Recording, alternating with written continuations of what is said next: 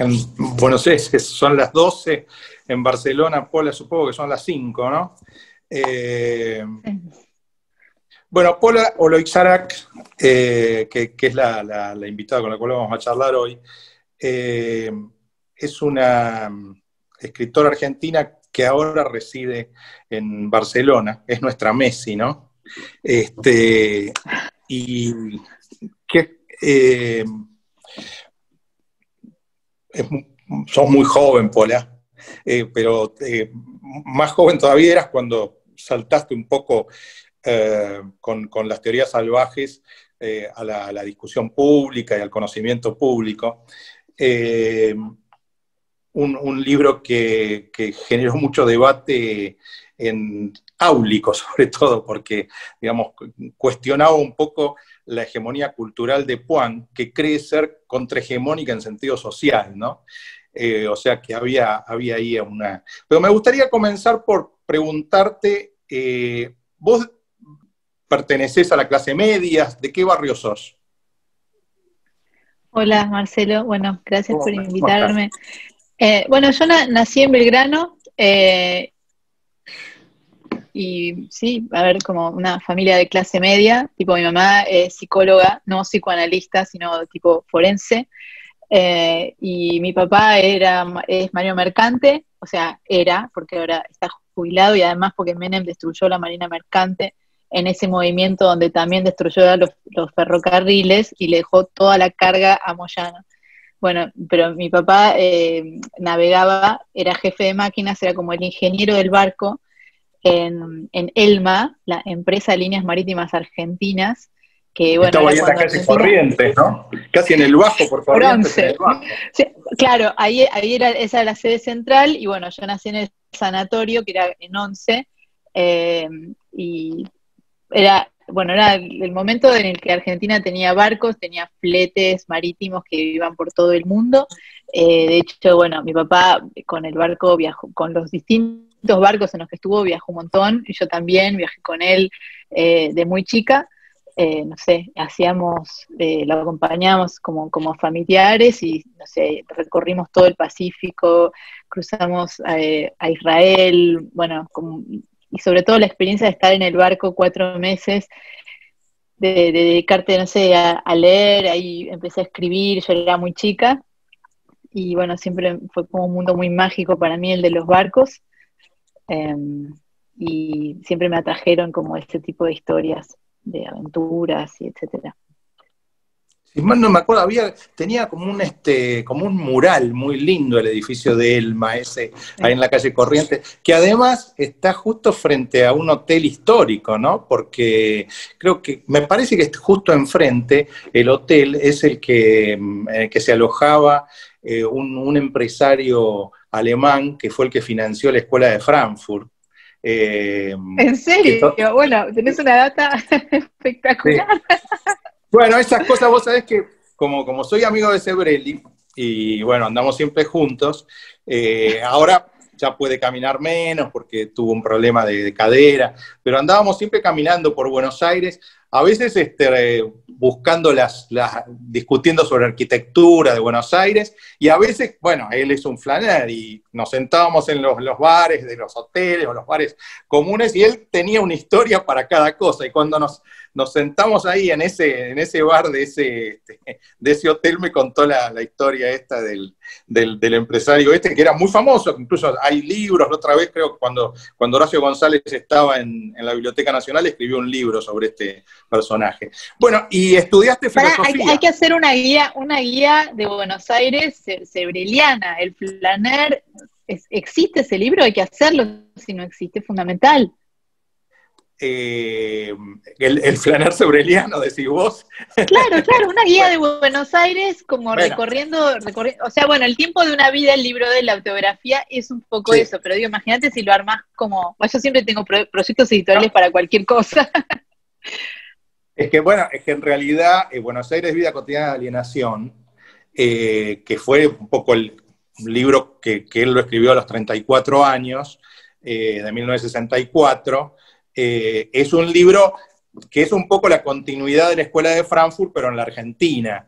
Y ahí lo que él hacía era recorrer barrio por barrio y hacer una especie de sociología, así como Benjamin o Adorno hacían un poco la sociología de la literatura francesa o de los pasajes, por ejemplo, en el caso de Benjamin, de los pasajes de París. Sebrelli lo que hizo en ese libro fue hacer una especie de sociología de todos los barrios de Buenos Aires. Lo que pasa es que él lo recusa un poco ese libro porque todavía tenía un poco de tintes, de tintes populistas, él dice. Contornianas.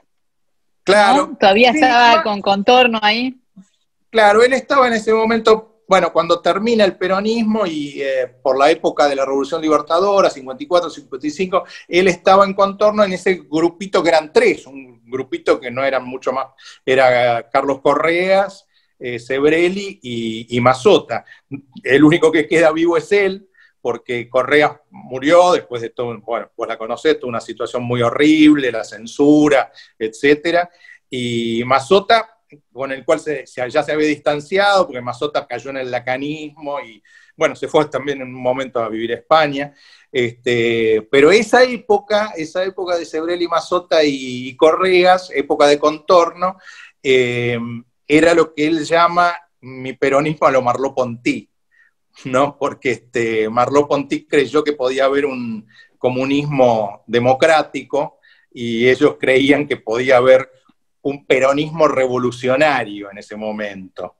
Completamente distinto de lo que después fue Montoneros, ¿no? Pero creían en una especie de peronismo marxista. Pero bueno, esto es una digresión proustiana que nos fuimos. Buenísimo. Te estaba preguntando, Pola, ¿cómo te decidiste por estudiar filosofía? Bueno, yo sabía que quería escribir, de hecho, bueno, había empezado a escribir o había decidido que iba a ser escritora cuando tenía 7, 8 años en estos viajes en el barco. Y bueno, después quise hacer otras cosas, ¿no? Quería estudiar física y en un momento también me anoté en medicina, pero después supe que yo tenía que escribir y me parecía que la mejor manera era, en lugar de estudiar letras, eh, era estudiar filosofía, porque me interesaba mucho más como aprender a organizar argumentos y a leer argumentos, y además entendía que la filosofía era como una literatura, como, digamos, mucho más amplia, que, como dice Borges, incluye la literatura fantástica, pero no solo, o sea, también, o sea, vos lees a los griegos, o sea, es como si fuera, no sé, la gran aventura de la mente humana y sus escritos están ahí y pasan por ahí, así que, me daba más ganas que estudiar letras, que tiene un corpus un poco más chico, en la Facultad de Filosofía y Letras, que es a donde yo fui, y que tiende a centrarse muchísimo como en torno a la novela, que en realidad es una invención muy, muy novedosa, tiene algunos siglos, y también, bueno, en ese momento no lo sabía, pero después me di cuenta que fue una buena elección de mi parte. Es como todo el tiempo estás atrapado en la misma teoría en la facultad. Y lo bueno de filosofía y letras, y lo bueno de estudiar filosofía es que me daba como la posibilidad de poder elegir un montón de filosofías y de teorías, y en todo caso poder hacer, no sé, la crítica humiana, ¿entendés?, de una novela, en lugar de quedarme entrampada en Gilles Deleuze, bueno, Benjamin también, pero digamos como en las modas últimas de la facultad.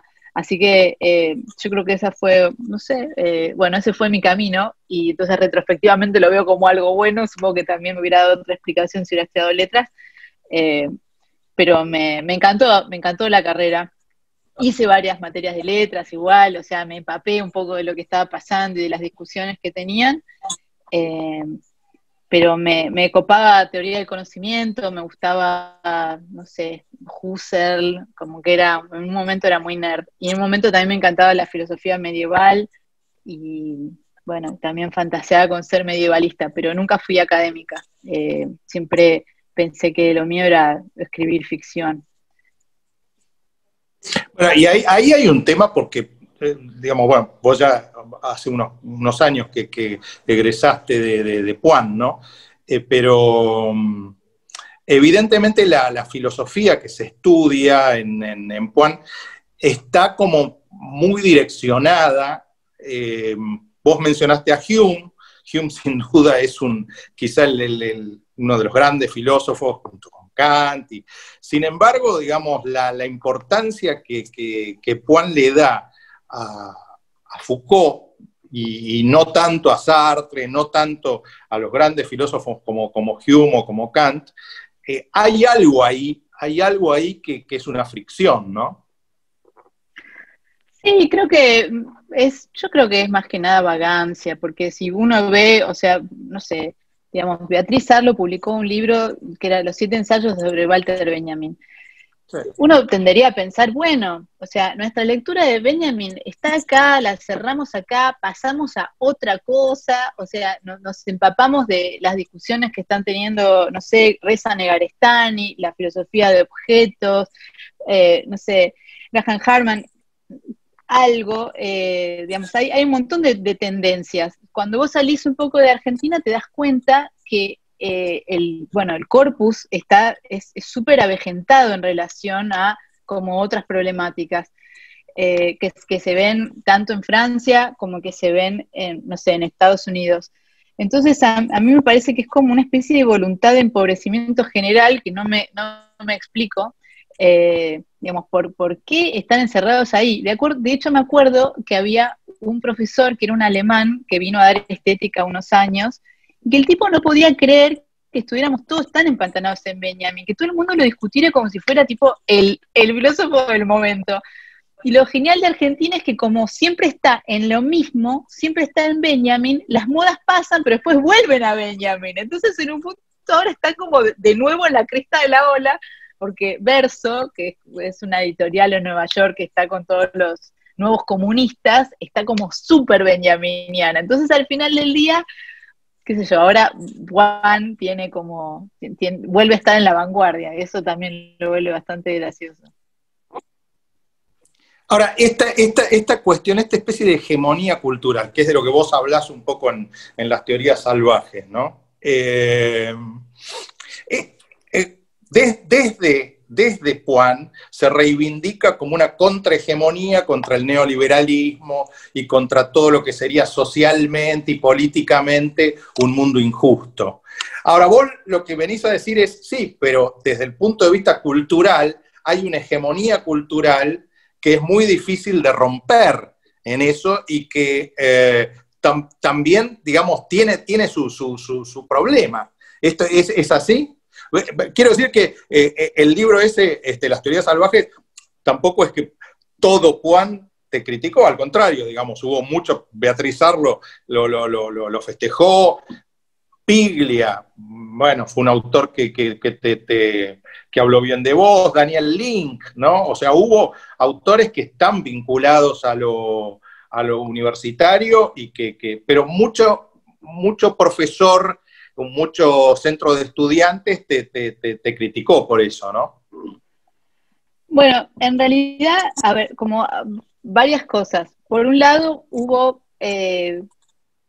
una revista que se llamaba Planta, donde había como unos jóvenes estalinistas que me pidieron una retractación del libro y como hicieron como una especie de así aniquilación bombástica contra el libro.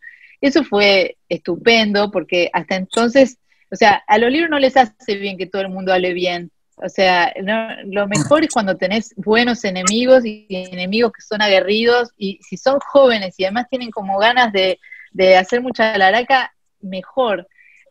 Así que eso fue muy bueno para el libro, porque generó una discusión que era la discusión que yo tenía ganas de dar.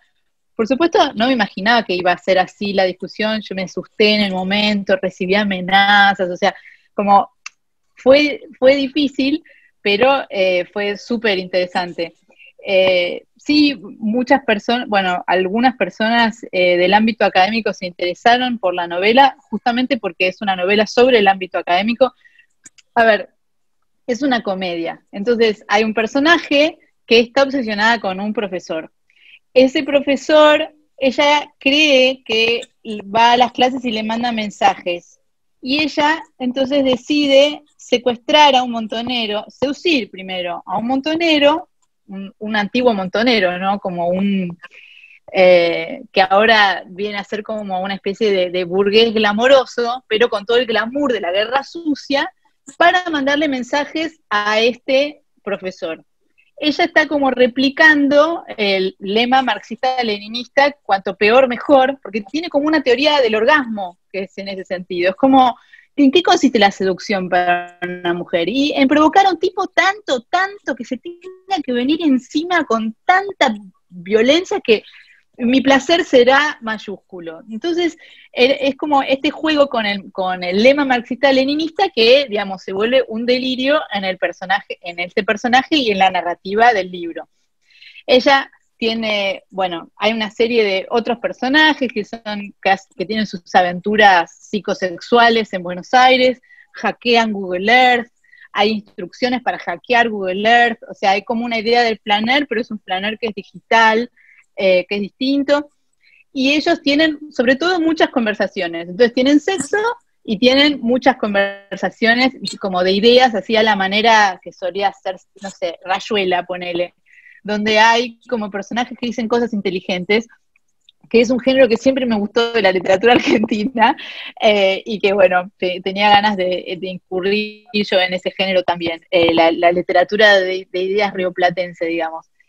Y después, por otro lado, hay otro personaje que es un teórico que está a principios del siglo XX, que hizo una teoría, y hay dos académicos que están obsesionados buscándolo por África, porque el tipo se perdió después de dejar unos textos, y los textos esos, una de las cosas que plantean es que somos la presa, no somos el predador. O sea, la idea, toda esa construcción romántica del hombre blanco poderoso es una mera reacción a que siempre fuimos las presas perseguidas por las bestias.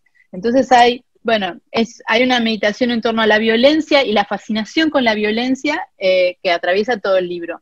A mí en particular, cuando lo escribí, me interesaba mucho, me preocupaba como el surgimiento, ¿no? O la entronización del héroe, del guerrillero romántico, o sea, la romantización del relato de la guerrilla, digamos que yo vi surgir como un boom editorial después de 2001 más o menos, y a mí me interesó mucho cómo, por ejemplo, vos veías en revistas como Lucha Armada, etcétera, que habían empezado a hacer autocrítica. O sea, la gente que había estado en la guerrilla, digamos, se había empezado a dar el lugar para hacer autocrítica.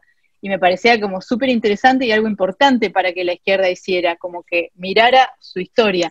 Y ahora imagínate la situación en la que estamos, que después del kirchnerismo, que justamente lo que hace es obturar toda posición crítica y decir, no, puesto que somos las víctimas, es que somos los héroes, cambia totalmente la situación, al punto que hace un par de semanas querían rendirle un homenaje a Rucci, asesinado por montoneros, confirmado, y digamos, una parte del peronismo se niega a hacerle un homenaje, dice, no, Agustín Tosco, dice Máximo Kirchner, digamos, pasó un montón de tiempo, décadas después de ese asesinato, y tampoco está ni siquiera la voluntad de pedir perdón a los otros compañeros, porque fue, digamos, un enfrentamiento de bandas de dentro del peronismo. Bueno, este tipo de interrogantes y la forma en la que la izquierda termina teniendo una participación totalmente acrítica en la historia y en su propia historia, son las cosas que me movilizaron para escribir el libro. Las teorías salvajes. Sí. Ahora, hay algunas cosas, yo no sé, por ejemplo, vos en tu época, ¿estaba esto de los baños no heteronormativos en Puan? ¿Ya estaba en ese momento? Mira, los baños creo que siempre fueron no heteronormativos porque no había ni puertas. O sea que vos podías entrar, salir de un lado, de otro, nunca hubo una señalización. O sea, sabías que si estaban limpios y no olían mal, eran los que usaban las mujeres. Pero yo no sé, nunca vi un papel higiénico, digamos. Creo que son cosas que están como, no sé, que pueden estar como un poco más allá de esas nimiedades de los sexos. No sé Porque cómo ellos será, hoy en cómo están día, ahora. porque hoy en día lo reivindican como una de las grandes cosas que tiene Puan, ¿no? Que no distinguen entre los sexos los baños. No sé, ¿vos estudiaste en sociales?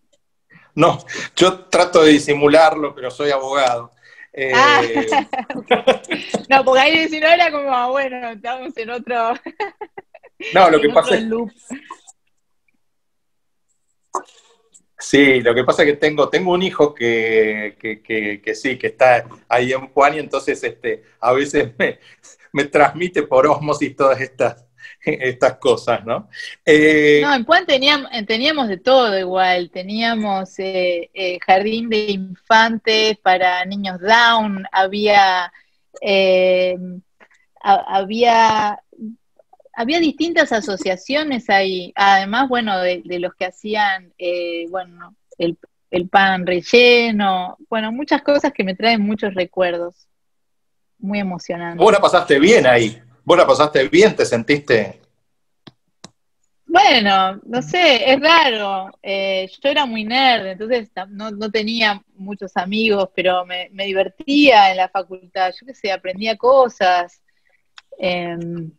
Cuando fue todo el tema de la retractación, me pasaban cosas geniales, porque no era como ahora, que la gente, a ver, tipo yo con una gorra no me iban a reconocer. Y me acuerdo de estar buscando, no sé, me acuerdo que en un ascensor decía Scratch a Pola por burlarse de nosotros. Yo estaba fascinada. Porque en un momento también me había metido en un foro y los había vuelto locos en el foro. Bueno, no sé, uno se divierte como puede, digamos, y yo me divertía así, y me divertía Parece escribiendo, interesante básicamente. eso que decías de que cuando los libros se cuestionan, que intentan liquidarlos, que intentan pulverizarlos, en el fondo los nutren, le dan vitamina. Me estaba acordando lo que le había pasado aquella vez a Andajasi, ¿no? Con el libro ese que escribió sobre la historia del clítoris, que había ganado el premio y Fortavá, que era el premio Fortavá, se lo intentó sacar o no publicó el libro. O sea, terminaron dándole el premio. Me acuerdo que estaba una escritora que era amiga mía, que era una escritora de policiales, viejita, que ahora se me fue el nombre, María Angélica Bosco. María Angélica Bosco estaba en el jurado, y eso de algún modo le dio el espaldarazo, ¿no? Son No como tenía, paradójicas esas cosas. no, bueno, igual eso es una situación que me parece que es muy distinta. O sea, en este caso había un contexto de recepción de mi obra, que digamos, yo había escrito un libro y justamente las personas a las que estaba dirigida mi libro, o sea, que estaba dirigido mi libro, que eran en un punto, digamos, ese mundo de Puan como tan cerrado y que se daba como ínfulas de ser genial y que a la vez estaba respondiendo. O sea, no, es distinta la situación de hay líos en los premios y yo qué sé, Piglia también tuvo todo un escándalo con eso. La verdad, la historia de Andajasi no la conocía. Pola, tu última novela es del año pasado, ¿no? Mona, una Sí. peruana y ahí está el tema de como las cofradías literarias, ¿no? Hay como círculos, cenáculos. Vos has participado algunas veces, incluso hay una famosa vez que participaste de una especie de festival en Bariloche, y está tu performance de la marcha peronista cantada en portugués. Eh, ¿Qué te parecen los cenáculos así de escritores? Ahí en este libro, en Mona, es un libro que, digamos, tiene aparte la particularidad de que hay escritores de distintos países, entonces se puede discutir el tema de las identidades culturales, pero, pero me gustaría que reflexionemos sobre esto, porque vos en algún momento del libro decís que en definitiva un boom o un movimiento o esas corrientes literarias no son más que grupos de escritores que en distintos lugares empiezan a gustarse y bueno, genera como una especie de link, ¿no? De corriente. ¿Qué tenés para decir en torno a esto? A mí me parecen fundamentales los agrupamientos de escritores. Creo que cada vez que, bueno, que conozco una persona que quiere escribir, más que buscar una editorial, lo que tiene que hacer es buscar otros amigos que también escriban para, bueno, para matarse entre ellos, para afilarse, para leerse, o meterse, bueno, en talleres literarios y quizás como de ahí surge algo. A mí me parece que es... que sí, en un punto como el pegamento que hace a las vanguardias o que como que puede generar los movimientos es como una especie de, sí, de amor o interés por lo que hacen los demás. O sea, sin eso no existe nada. Lo ves tipo desde la Factory de Warhol a Mary Shelley y sus amigos. eh, es como algo esencial. O sea, el vínculo entre la amistad y la escritura es total. Y cuando vos encontrás como los amigos que son los que pueden leer tus obras, es como que se potencia totalmente tu escritura, porque vas a sentir que ahí vas a ser escuchado y en un punto empezás como a escribir para decir, bueno, encuentro la manera de divertirme porque los divierto a los demás. Y bueno, de hecho, Gabriel García Márquez decía algo así, decía, escribo para divertir a mis amigas. Que siempre me pareció como algo, una explicación muy elegante de por qué uno escribe. Yo, o sea, claramente me parece que si no me divirtiera, o sea, en el momento te puede costar, o puede ser difícil, o puedes como tener como que encontrarle la vuelta, pero es como, es muy esencial el humor y que cuando lo lees, o sea, sientas que como que fluye la gracia y esa es la gracia que lo vuelve todo más el deleterio y que podés divertirte ahí. Sí, es efectivo. Yo creo que en casi todas las actividades culturales pasa esto, ¿no? Pasó con la escuela de Viena, un poco pasa con lo que pasó en la filosofía política en Harvard, porque todo ese grupo de filósofos que había, John Rawls, toda esta gente, Dworkin, etcétera, difícilmente hubieran podido generar lo que generaron si no tenían ese lugar ahí a partir del cual se discutían cosas. A mí, yo tuve la experiencia ahora, vos sabés que vas a salir en este mes, a fin de mes, principio de mes, el libro que escribimos con Sebrelli sobre el tema este de la desobediencia civil. Y me pasó que, bueno, quedamos confinados, él estaba confinado en su casa, yo estaba confinado en la mía, y bueno, íbamos trabajando cada uno en su lugar, discutíamos, pero una cosa que me pasaba que era muy interesante, este hijo que tengo que va a Puan, que ya está terminando la carrera en Puan, almorzábamos todos los días, yo estaba trabajando en el libro, salía a la mañana para comer, y el almuerzo ese con él todos los días me resultaba extraordinariamente interesante porque él tenía como una contraargumento siempre contra esto que estaba escribiendo yo, ¿no? Y eso me resultaba extraordinariamente nutritivo, porque uno escribe para agradar o también contra otro, ¿no? En algún sentido, o intentando, pues siempre, digamos, como que encontraba los contraargumentos, y eso era muy fuerte porque me obligaba, me exigía a encontrar argumentos que rompieran los contraargumentos, ¿no? O sea, esa especie de dialéctica, ¿no? Qué espectacular. Bueno, estuvo perfecto. O sea, poder como discutir con tu hijo debe ser lo más. Es lo que hace Ian McEwan. Ian McEwan tiene 2 hijos y él son científicos y se interesa mucho en temas científicos y los usa de sparring para sus novelas. De hecho, como ahora, no sé, varias novelas ya van que son como Solar o Máquinas como yo, donde bueno, donde su flirt con la ciencia se convierte en otra cosa, está bueno. Gracias a la relación con los hijos. Cuando cantaste aquella vez la marcha peronista ahí en el Yau Yau, ¿era, no? En el Hotel Yau Yau. Sí.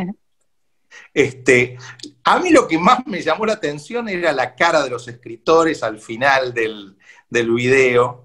Aparte lo cantaste bien, ¿no?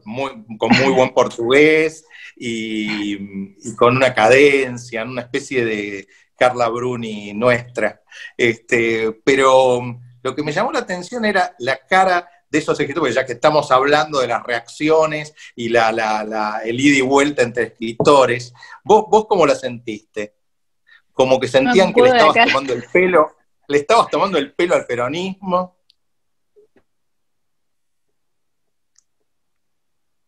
Hola, hola. Quiero decir, no, hola, uy, se Sí, sí, cortó. sí, ahora Ah, te escucho bien. Sí. eh, sí, a ver, nunca se me hubiera ocurrido tomarme al peronismo muy en serio, bueno, como a otras corrientes tampoco.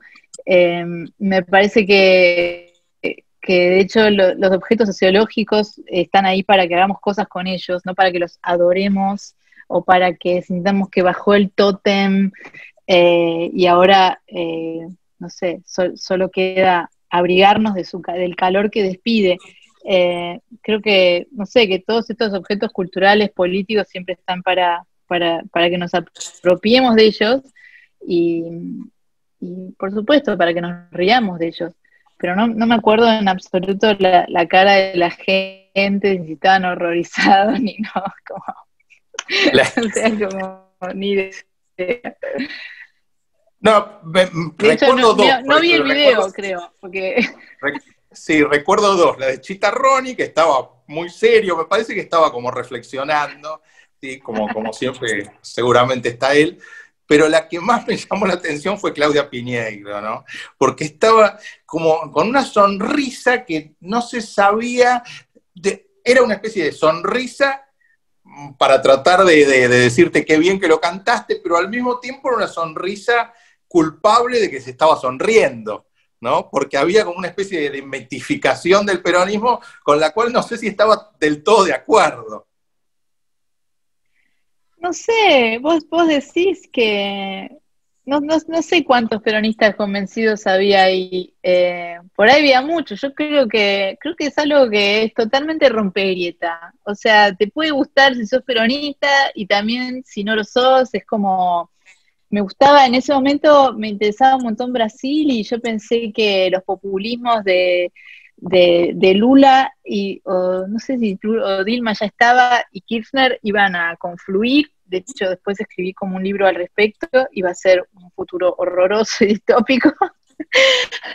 Y ese libro se llama Las constelaciones oscuras.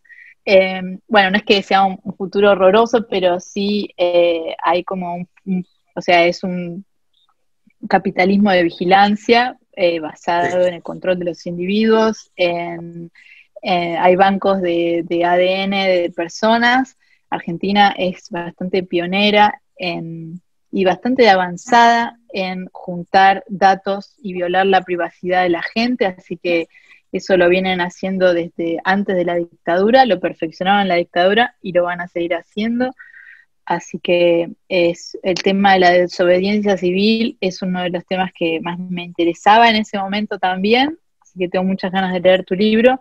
En particular me parece también grave porque nosotros ahora estamos como inmersos en un mundo que está digitalizado, atravesado por paquetes que van de un lado a otro en una en un paraguas de Google y me parece que perdemos total control de nuestros propios datos y eso, bueno, hace que sea muy difícil oponer un derecho de resistencia, bueno, de los ciudadanos y en relación a la propiedad, pues sabemos que hacen plata con nuestros datos, pero no podemos hacer plata nosotros con nuestros datos, sino que los datos están en un silo para que Facebook haga plata.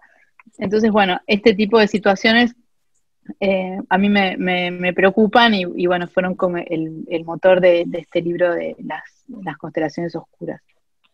sí, ahí hay un tema muy interesante, que hay dos autores últimamente que están bastante de moda, que lo tratan mucho. Uno es Harari, ¿no? El israelí, y el otro es el coreano que vive en Bien, Berlín, Byung-Chul Joel. Han.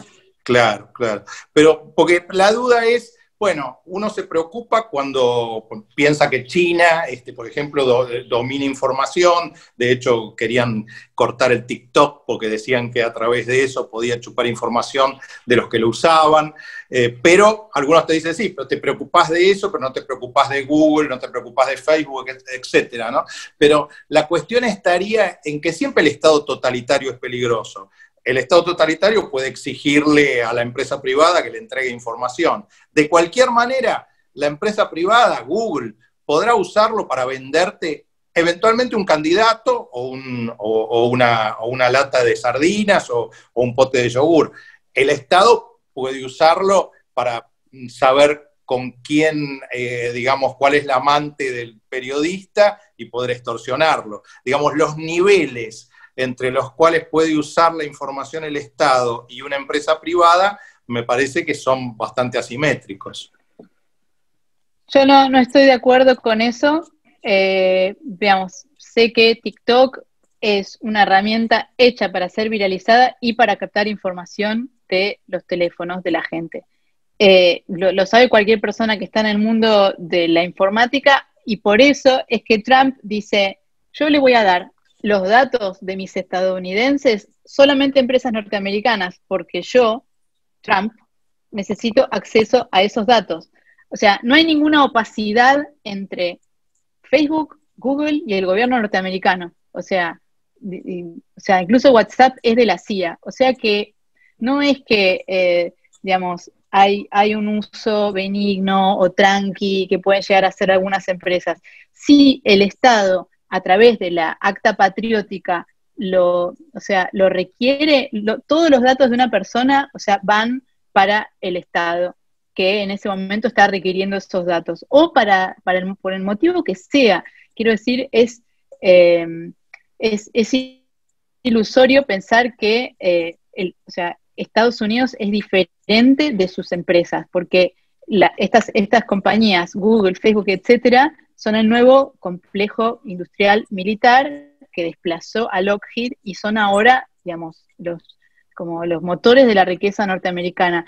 Ellos dependen muchísimo, tienen como un lobby muy fuerte en Washington y no hay, como te digo, no hay opacidad. Entonces lo único que dice Trump, y tiene su sentido, es tipo, yo no puedo dejar que los ciudadanos norteamericanos sean espiados por China en territorio norteamericano. El único que puede espiar en territorio norteamericano soy yo.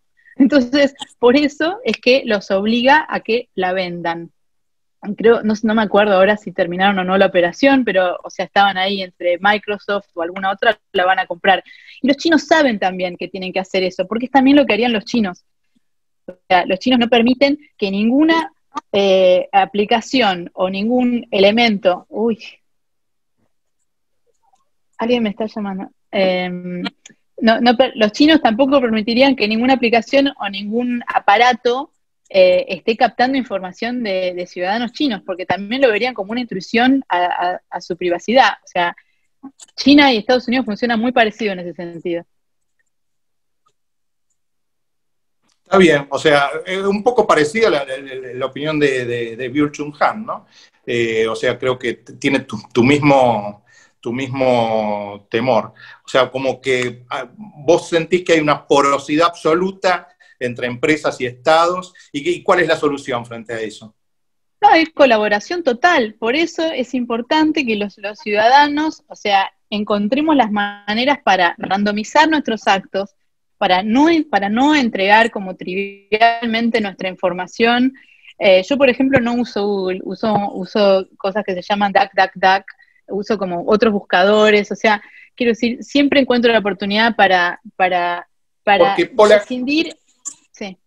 ¿Cómo compaginas eso con la idea de globalización? Porque si, digamos, dice, no, yo solo puedo espiar, digamos, a mis ciudadanos, cada cual espía a sus ciudadanos, es una especie de sentido inmunológico que lleva a que cada uno se vuelva a encerrar, una especie de nacionalismo, ¿no? Bueno, me parece que de alguna manera la tecnología, digamos, como ningún nacionalismo pudo soñar nunca con tener este nivel de instrumentos para espiar a los ciudadanos. O sea, es como, son un sueño totalitario, digamos, las herramientas que hay ahora. Eso me parece que, digamos, hizo que como que la tecnología empujó a la política a un estado de cosas, que es este que estamos viendo ahora, donde cada estado, digamos, está empezando a poner celoso porque dice, bueno, las fronteras físicas ya no son realmente relevantes, ¿qué es lo que define un Estado? Es la conformación de todos los individuos y como el control de datos que yo tengo sobre esa gente. Entonces, la noción misma de Estado-Nación está mutando y, no sé, me parece que pero a la vez me parece que es una fase. O sea, me parece que a medida que la tecnología se vaya, digamos, como, no sé, mejorando, pero complejizando, por ejemplo, con herramientas como blockchain, que es sobre donde anda Bitcoin, entonces, bueno, ahí vas a poder tener una arquitectura que es más horizontal, digamos, y que sí es anónima, y que sí es descentralizada, y que sí resuelve un montón de problemas que Google no resuelve. O sea, justamente porque la arquitectura es así, es que podés hacer vigilancia. Por eso, en las teorías salvajes, para volver, los personajes hackean Google Earth y vos tenés como no sé, como instrucciones de cómo hackearlo. Y eso en realidad todavía es válido porque no se modificó esa arquitectura. Es un problema que persiste. Eh, como, digamos, porque es esta arquitectura que, bueno, que está hecha para, que digamos, que nunca ha perdido su corazón de experimento militar y bueno, son En esas esa, cosas que hacen bueno, en que la esa, tecnología esté cambiando y por eso, o sea, hay tanta gente involucrada en blockchain y en movimientos para descentralizar, ¿no? O sea, hay como, no sé, estar un poco atenta a qué pasa con eso. Por ahí eso se convierte en una fuerza de cambio. No sé, a mí me parece que como que la revolución tiene que ver más con eso que con ponerse con ideas comunistas o filocomunistas como vemos como en la política común, que yo escucho muchísimo acá en España, donde tenés a Podemos, que incluso como flirtean con la idea de Argentina como, como una genialidad y los españoles dicen, pero están todos locos. bueno, lo que pasa es que ahí en España había tenido la Clau y Chantal Mouffe creo que había tenido bastante influencia en la Universidad de Valencia, ¿no? Según alguna vez supe. Sí, y creo que tuvo bastante influencia en Podemos, la Clau. Y sí, no, tiene sentido porque son las mismas teorías. Sí. Hola, a veces me sale Mona, pero, este, habíamos rondado un poquito el tema de las identidades, que surge un poco de todos estos escritores de distintos países que aparecen en tu novela Mona. ¿Existe algo así como una identidad nacional en la literatura? Bueno, creo que todos los escritores funcionan un poco como un commodity de qué es lo que viene a hacer la literatura en sus propios países. Entonces es como un poco como un desfile, como si te dijera, no sé, la... Ay, ¿cómo se llama? La que cantaba con las bananas en la cabeza y que era como el símbolo de Brasil. Bueno, hay como una idea de una regionalización que tiene que traducirse en caracteres nacionales, o sea, eh, para sentarse o para formar parte de la góndola de la literatura internacional.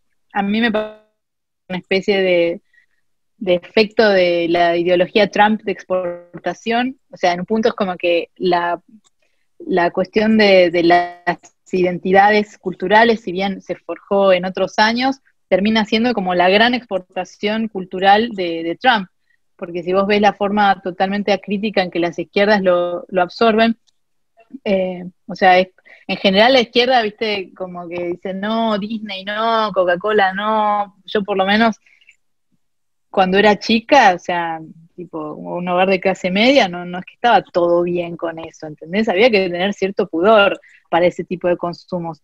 Y me parece interesante cómo esta cuestión de las identidades o de la interseccionalidad, etcétera, son absorbidas sin demasiado como ímpetu crítico por el sur, como de una manera súper colonial.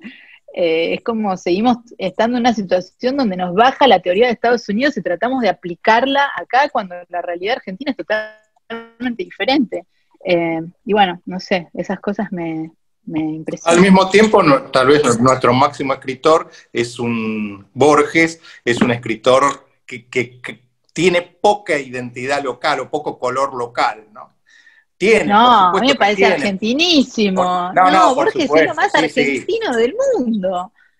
Hay un libro interesante de Alan Pauls, ¿no? Sobre eso, y por supuesto que el factor Borges, y por supuesto que lo es, y no podría haber escrito el poema ese de Quiroga, ni muchísimas, pero digamos, hay otras cosas en Borges,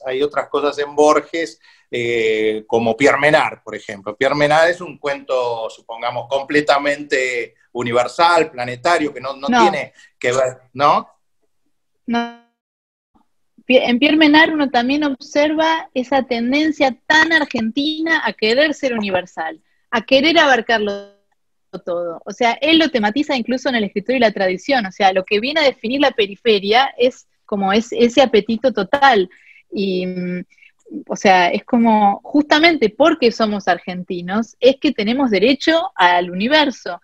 A mí me parece de una fanfarroneada y de un canchereo tal que solamente un argentino podría haber escrito eso. Solamente un argentino hubiera podido decir, yo en realidad mi patria es la biblioteca, yo tipo emerjo, o sea, si vos lo comparás con el discurso de los escritores del siglo XX, o sea, a mí por ejemplo soy fan total de Nabokov, y era un hombre orgullosísimo, y, o sea, increíblemente vanidoso, no vanidoso, pero digamos como de una autoestima absoluta y total, y además un hombre exquisito. Eh, Creo que nunca, o sea, le hubiera parecido ridículo, ¿entendés? Ponerse en esa, o sea, poder crear el yo que Borges se anima a crear. Entonces, a mí me parece que incluso, o sea, lo ves también en el Bioy, como, o sea, no sé, como, no para de argentinearla Borges, ¿entendés? Para decirlo de una manera Bueno, como así, está ¿no? bien.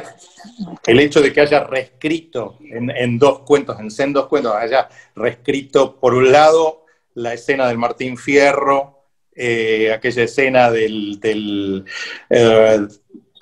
desafío con el negro y esa especie de batalla a cuchillo con el negro, y después que haya reescrito también la escena de Art, ¿no? Del juguete rabioso, en dos cuentos distintos, eso, digamos, son como señales o pistas de su argentinidad, ¿no? Su tendencia, digamos, su arraigo. El hecho de que además siempre haya querido estar de algún modo es raro, ¿no? Porque, digamos, esa idea que quiso ser enterrado en Suiza también está cuestionada, no está claro que él verdaderamente haya querido ser enterrado en Suiza, pero si fuera verdad que quiso ser enterrado en Suiza, bueno, a lo mejor también tenía que ver con esa especie de aporía o esa cosa de que él había estado de chico ahí, que quiso volver, o puede ser como alguna vez me dijo alguien que él no quería estar enterrado en Suiza, que quería estar acá en la Recoleta, y bueno, lo llevaron un poco, lo arrastraron allá. Pero sí, es verdad, Borges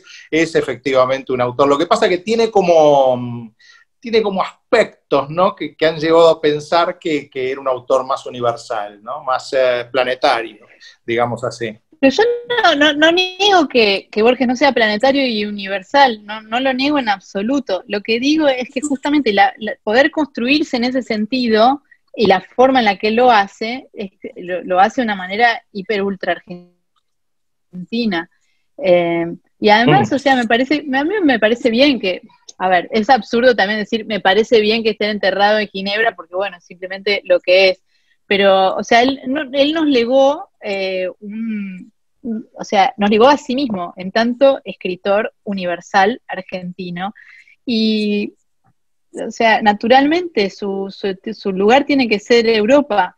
Es como el lugar de las raíces para los argentinos y no sé, y ese lugar de la infancia de él me parece que tiene total sentido, que pudieras ir a peregrinar a verlo, como también por ahí cerca está Nabokov también, que también podría haber vuelto a Rusia, pero no sé si tampoco, a ver, bueno, Borges murió cuando ya había vuelto la democracia, pero no sé, me parece que, no sé, me parece lindo que esté ahí y que esté como a salvo no sé, de los tironeos. No me hubiera gustado nunca ver Bueno, gente profanando la tumba de Borges, diciendo sos bueno, un ya que decís gorila, o esto, tipo la no, típica. hay una cosa interesante que me pasó a mí. Borges muere en el año 86 y yo viajé el año siguiente, Borges muere en junio del 86, viajé en el 87, llego al cementerio de Ginebra, y entonces le pregunto al hombre que atendía ahí, todavía no le había hecho el monumento ese, María Kodama, ese de Ulrica, todavía no se lo había hecho, entonces le pregunto dónde estaba, me dice, no, pero primero me quería llevar a lo del general Dufour, que le parecía que era mucho más importante que Borghese Escriván, pero después me termina hablando, bueno, de Lutero, de Calvino, y al final me lleva hasta la tumba de Borges, que tenía solamente un tingladito, muy chiquitito, una crucecita, curiosamente tenía una crucecita, y en la crucecita había 2 agujeritos. Y entonces le digo, pero ¿cómo sé que es la tumba de Borges? Y entonces el tipo del cementerio me muestra los agujeritos en la tumba, en la crucecita, como si eso fuera, digamos, la contraseña, y me dice, Argentins, souvenir. Se habían robado la chapita. No, no, no, no. Se habían robado la chapita. No, no. No, no. Después le hicieron ese monumento, esa cruz rúnica que tiene actualmente. Bueno, pero esto pasó porque fui demasiado rápido a la tumba, ¿no? Pero esa es una anécdota muy, muy increíble, ¿no? Paula, para ir redondeando, hay muchas formas de irse del país y muchas veces, qué sé yo, hubo escritores como Cortázar, que se fueron voluntariamente, pero huyendo un poco del peronismo. Hubo escritores como Saer, que se fueron por otras cosas.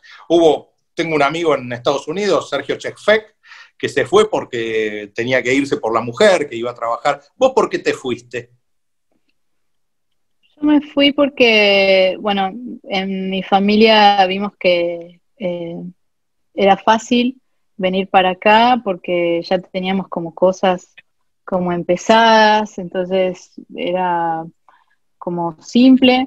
En un momento me asustó un poco que me dijeron que, no sé, como que dejara de escribir los artículos, que dejara de pegarle al gobierno porque me estaba perjudicando, ¿viste? Esas cosas que son como pasivo-agresivas que decís, bueno, no sé.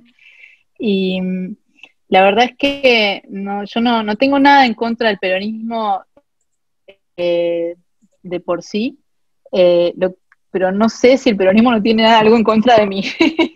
Entonces ya, como la idea de plantearme eso y de que eso sea como una incógnita que no sabes para dónde va a salir, o sea, me parecía como que no era correcto, o sea, estar en esa situación. La verdad es que, no sé, amo Buenos Aires. Igual yo me fui a Buenos Aires un montón de veces. Primero me mudé a Bariloche, viví 2 años en Bariloche, después estuve en San Francisco como 3 años y había vuelto a Argentina el año pasado y bueno, a mí me encanta estar en Buenos Aires. Y no descarto para nada volver, pero la verdad es que bueno, estoy cómoda acá y ahora no sé, por ejemplo, tengo una hija que nació en Estados Unidos y, bueno, no puede ir a Argentina, por ejemplo, conmigo, porque no es argentina, porque es considerada extranjera. Y como el gobierno cerró las fronteras para todos los extranjeros, ella no podría entrar, aunque sea tipo un bebé. Bueno, no sé, es como que hay muchas cosas que son como tan como irracionales que me parece que mejor evitarlas y hacer mi camino en otro lado. Aunque sigo súper conectada con Argentina, hago una revista en Argentina, se llama Revista Fresca, tipo, escribo, no sé, yo qué sé, estoy hablando ahora con vos, no sé. Una revista muy nuevita, porque apareció ahora hace muy poquito. Sí, tenemos una semana de vida y está, bueno, estamos en Infobae, somos como un vertical, como una sección dentro de Infobae, lo cual está buenísimo porque Infobae es como uno de los diarios más leídos, es el diario más leído de Argentina y de muchos lugares de Latinoamérica también. Así que la verdad está buenísimo poder, bueno, subir cosas ahí, generar discusiones que pensamos que a veces no se dan y además apoyar un montón del trabajo de mujeres que también pensamos que a veces no tienen la atención que merecen. Se extrañan un poco tus columnas en Perfil, que entre Pero paréntesis te voy a volví. dar una, te voy, hay para, algo para que estés más entusiasmada y leas nuestro libro. Estás en una nota al pie de página, No, porque, no, porque qué honor. hubo una nota cuando escribiste sobre la payasa Filomena, que me parece que fue un hallazgo literario muy interesante cuando pusiste que la sociedad argentina estaba infantilizada, digamos que estaba dirigido esa, esa payasa no a los niños, que obviamente no iban a escuchar reportes de muertos, sino a la sociedad adulta argentina que estaba infantilizada. Y eso está conectado con otros temas en el libro, en donde también efectivamente surge un poco esa infantilización y por eso estás ahí citada. Muchas gracias. Un No, honor. bueno, Bueno, igual no sé. las columnas volvieron, pero están en Bueno. Infobae, salen los jueves. Perfecto. Sobre Bernie, la semana pasada hago como un observatorio de hombres, entonces hago notas sobre hombres. Bernie, y ahora, bueno, no voy a decir quién es, pero sí, otra Yo persona escribí graciosa. bastante en perfil, lo que pasa que, bueno, también querían ponerlas así entre semanas, pero probablemente acepte, porque me gustaba más cuando estaban en el diario en papel, ¿no? Pero bueno, por eso últimamente no quería que las publicaran entre semanas, pero bueno, efectivamente es como decís vos, en digital es de lo más leído, ¿no? Sí. Los chicos, no sé si está Facundo, José Guillermo, que tenían alguna pregunta, a ver, hola, no sé si me escuchan, quedamos solos acá. Bueno, yo tengo que Sí, rajar, hay una perdón. pregunta. Sí, a ver. Hay una pregunta de Juan Manuel Agüero que dice lo siguiente. Bueno, primero lo felicita, pues es una interesantísima charla. Gracias, Poli y Marcelo, por este tiempo de reflexión. Y la pregunta en particular es, ¿en qué supuesto se basa la superioridad moral de la cultura K para generar la negación de los otros? Wow, qué pregunta espectacular. Am, Creo que es una construcción esa. Eh, y es una construcción que la ves en distintos elementos. Eh, por un lado, ¿no? Fue muy importante la idea del gobierno de científicos, la idea del apoyo del CONICET, la idea del apoyo de la cultura. La idea de que son las fuerzas morales, así como tenías en un momento las fuerzas morales en José Ingenieros, las que son las verdaderas, como eh, los motores reales de la verdad del país, ¿no? Porque, como dijo, por ejemplo, el jefe de gabinete hoy, hay gente que no es el pueblo. Entonces habría que definir quiénes vienen a ser ese pueblo.